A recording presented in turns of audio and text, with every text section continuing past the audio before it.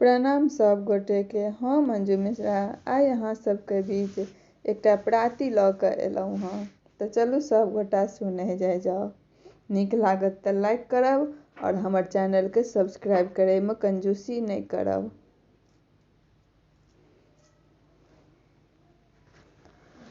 जोनी करुणा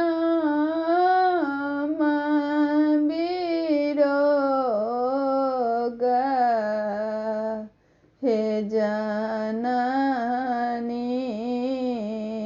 जोनी राम वियोग जोनी राम वियोग हे जननी जोनी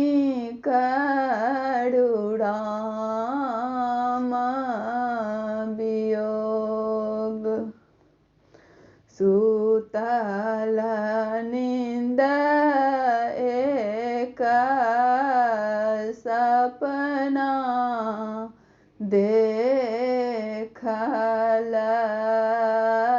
सुतल नींद एक सपना देखल सपना देखल अजगूत हे जननी जोनी राम वियोग दुहि पुरुष हम आबैत देखल दुहि पुरुष हम आबैत देखल एक श्यामल एक गोर हे जननी जोनी राम वियोग सेतु बांध हम बांधैत देखल सेतु बांध हम बांधैत देखल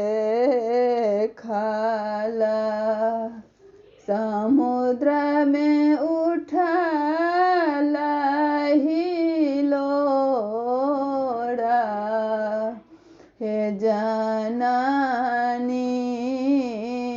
जोनी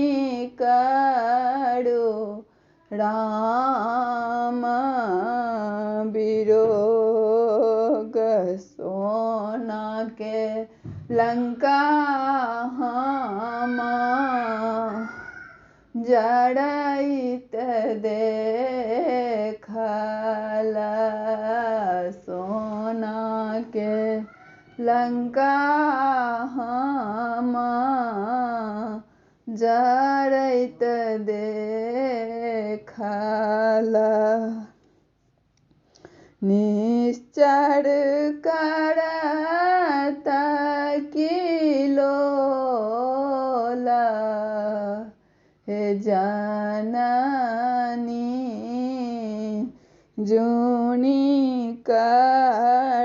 राम वियोग दस मुंड हम जड़ैत देखल दस मुंड हम जड़ैत देख खाला। विभीषण देखलहुँ लाज, हे जननी जोनि करू राम वियोग, जोनि करू राम वियोग, हे जननी जोनि करू राम